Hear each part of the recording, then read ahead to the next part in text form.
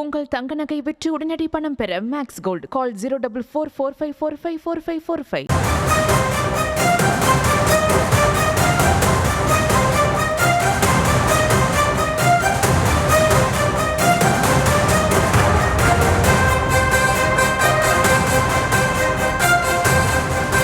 குடியரசு துணைத் தலைவர் ஜெகதீப் தங்கர் பதவியை ராஜினாமா செய்த நிலையில் பீகார் முதலமைச்சர் நிதிஷ்குமாரை குடியரசு துணைத் தலைவர் ஆக்கலாம் என பீகார் பாஜகவை சேர்ந்த சட்டமன்ற உறுப்பினரின் பேச்சால் புதிய சர்ச்சை எழுந்திருக்கிறது.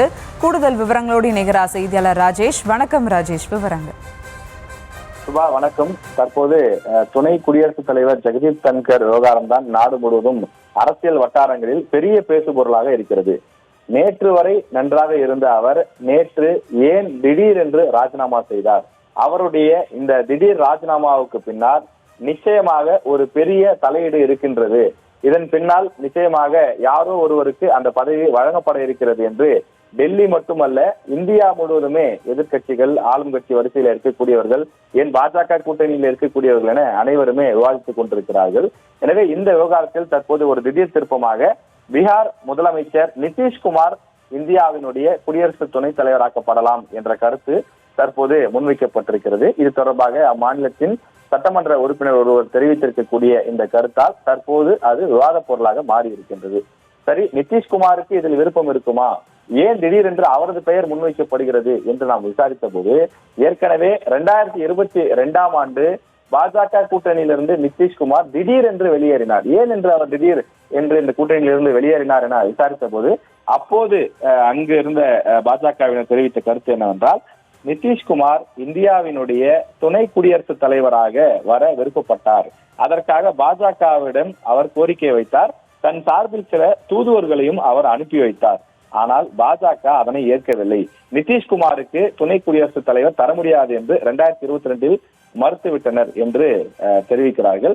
ஆனால் நிதிஷ்குமார் தரப்பில் அப்போதே ஒரு விளக்கம் கொடுக்கப்பட்டது. என்னவென்றால், நான் ஏன் எதற்காக துணை குடியரசுத் தலைவருக்கு ஆசைப்பட போகிறேன்? இதில் துளி கூட உண்மை இல்லை. திட்டமிட்டே என் மீது இந்த அவதூறு சேற்றை அள்ளி வீசுகிறார்கள் என்றெல்லாம் அவர் பேட்டி கொடுத்திருந்தார். எனவே அரசியல்வாதிகள் இது போன்ற விவகாரங்களில் 100% உண்மையைத்தான் பேசுவார்கள் என்று சொல்ல முடியாது. அவர் வைத்த கோரிக்கை அப்போது நிறைவேறாமல் இருந்திருக்கலாம். தற்போது பீகார் சட்டமன்ற தேர்தல் வரக்கூடிய சூழ்நிலையில் எதுவும் சாத்தியமாகலாம். இது ஒரு திட்டமிட்ட காய் நகர்த்தலா? அதாவது பீகார் சட்டமன்ற தேர்தலிலிருந்து நிதிஷ்குமாரை ஓரம் கட்டிவிட்டு அதற்கு பதிலாக மாற்று கட்சி அல்லது மாற்று கட்சியை சேர்ந்த முதலமைச்சர் வேட்பாளரை களமிறக்குவதற்காக இப்படி ஒரு காய் நகர்த்தல் நடைபெறுகிறதா என்பதையும் சிந்திக்க வேண்டிய, விவாதிக்க வேண்டிய தேவை ஏற்பட்டிருக்கின்றது. எனவே இந்தியாவினுடைய துணை குடியரசுத் தலைவர் ரேஸில் தற்போது பீகார் முதலமைச்சர் நிதிஷ்குமாரும் சேர்ந்திருக்கிறார். விரைவில் அவரே தேர்ந்தெடுக்கப்பட்டாலும் ஆச்சரியப்படுவதற்கு இல்லை என்று நம்பத்தகுந்த வட்டாரங்களிலிருந்து அரசியல் விமர்சகர்கள் தொடர்ந்து இணையதளங்களும் கருத்துக்களை தெரிவித்து வருகிறார்கள். விவரங்களுக்கு நன்றி ராஜேஷ். உங்கள் தங்க நகை விற்று உடனடி பணம் பெற மேக்ஸ் கோல்ட் கால் 04445454545.